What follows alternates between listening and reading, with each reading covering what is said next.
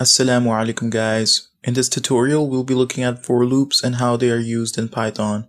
If you were with me in the last tutorial, you'll remember us discussing about if-else statements as one of the starting blocks for applying control flow programming. And for loops as the focus of this video are also control flow statements, which mainly function to execute code repeatedly. So here's an example of a for loop defined here as for I in range 10. And just like an if-else statement, the for loop condition here ends with a colon and is followed by its response code below, which says print I. When I run the program, you'll see numbers printed out to the console from 0 up to 9. Alright. So starting with the for loop condition, what we've done here is define a range of numbers that the for loop can go through, and this range function with 10 as a parameter is basically a range defined as 0 all the way up to but not including the number 10, so the range ends at the number 9. If you watched my tutorial on strings, I talked about slicing characters from a string using a range notation, the squared brackets. This range function is defined in a similar way, with a starting position that takes the first number and the last position that the range goes up to. And if you'd like, you can include a third range factor called step, which is the number of steps taken or the numbers skipped when running through this range of numbers. Alright. With this loop condition, when I run the program, we'll get the same numbers printed out as we had when using the shorter condition range of 10. Awesome. Now the loop's response code here prints out a letter I, and this letter is basically an item that the for loop takes from an iterable. The iterable in this case is our range, and the items are the numbers in the range. And besides this letter, we can use any other item name. For simplicity, I'll just use number. So this loop condition for number in range 10 can be read as I will start going through numbers in the range 0 up to the number 9, with the variable named number presenting these numbers. And for loop will execute this print statement for every item in the range, so it starts with the first number 0, which the variable number takes in, and then gets printed out here as 0. Then the loop checks the next number, which will be 1 in the range, which is assigned to the number variable here and is printed out as 1. And then going about the same for the rest of the numbers until the final iteration is reached at number 9. So for loops know that the last number or item in an iterable is the final true condition of the loop. So after the end of this range, the loop's condition will become false, therefore it stops looping right there. Cool. And we already know that this loop is executed 10 times for each number 0 up to 9. So you can repeat any lines of code with for loops. Say I just want to print the word hello. By running this, you'll see that hello is printed out to the console 10 times. Awesome.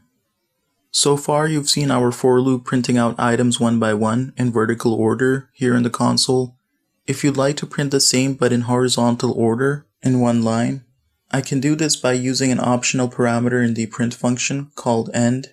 So by applying the empty string into it and running the program, you'll see that our numbers get printed out in one line here. Awesome. If you'd like to add a space between each number, then just put in a space in this empty string. Printing this out then gives us a better look for our numbers with spaces. Sweet. So this end option here for print functions basically gives us the option to apply something by the end of our print statement. By default, this end parameter applies a line break after every print statement, the \n. And that's how you'll see a new line created after any printed statement. Awesome. Now I'll talk a little bit about using a step number in our range here. If I wanted to print these numbers out with every alternate number skipped, then we can specify the start and last positions of the range, and we can use a step of 2 here. Running the program then shows our numbers printed out, but with every second number skipped over. Cool. We've basically generated even numbers, and this is probably the easiest way of generating them.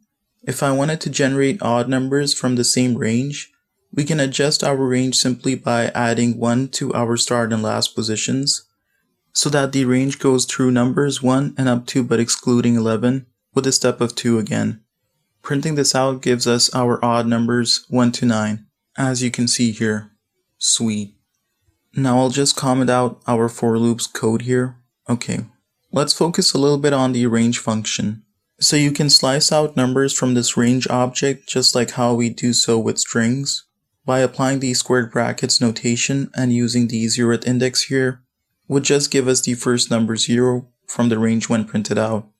And using an index -1 would simply slice out the last number inside the range, 9 here in the console. Sweet. If we'd like a small chunk of numbers from our range, we can specify a start index and a non-inclusive last index in the squared brackets. Printing this out will give us a smaller range, from numbers 1 up to and not including 3. Awesome. So you can see how the range function can be manipulated with the slice notation. I'll uncomment our for loop code now. So if I wanted to print out the same range of numbers but in reverse order, 9 to 0, we can do that by using the slice notation for our range here. A simple notation here, :-1 in squared brackets, reverses the range.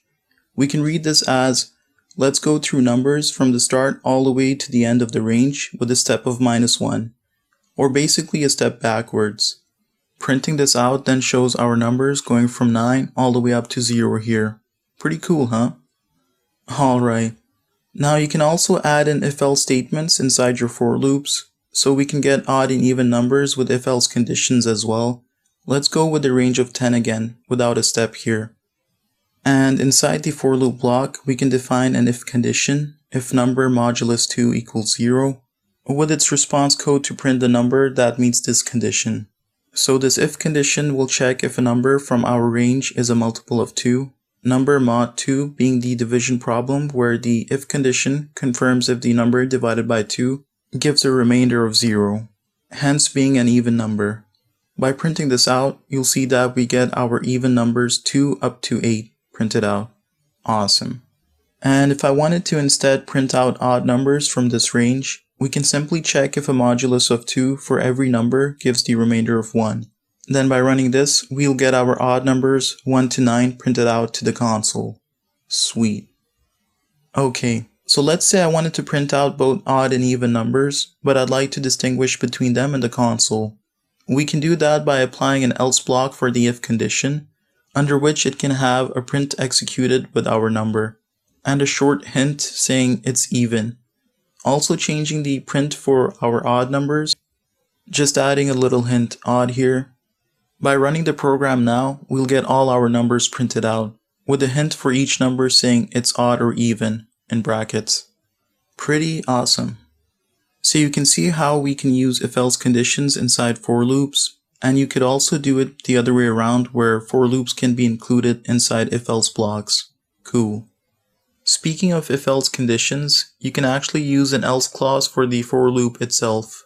So by leaving this for loop here and adding an else block right at the end, this else condition will give us the option to execute something if the for loop condition returns as false, or basically when the loop has reached the end.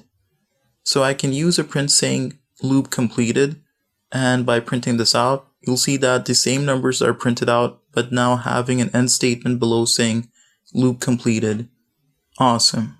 So using an else clause for your for loop can be useful if you'd like to execute something by the end of your loop's iterations. Alright. For the last part of this video, I'll show you how to exit out of a loop during any iteration. Let's just clean out the loop's code block. Okay, so there's a built-in keyword in Python called break, and this can only be used within a loop's code block. So as I placed it at the very start here, by running the program, you'll see that we get nothing in the console. And that's because the break keyword literally broke us out of the loop right at the first iteration. Cool. Let's say I'd like to print out my numbers again, maybe only from numbers 1 to 5. I can then apply an if condition to mention when to break out of my loop when we've reached number 6 in the range. We can then use break for this iteration. By running the program, you'll see our numbers printed out from 1 to 5 here, since our if condition caught number 6 and then executed break, therefore exiting out of the for loop. Awesome. So I've covered a little bit on for loops and some examples for applying them, and we've now reached the end of this tutorial. There's another loop control flow that can work like for loops, which is called a while loop, and I'll be talking about while loops in tutorial number 8. Alright, I hope this video was helpful for you. If you enjoyed it, give it a like or subscribe, and stay tuned for the next video. Thank you so much for watching. Take care, and Assalamualaikum.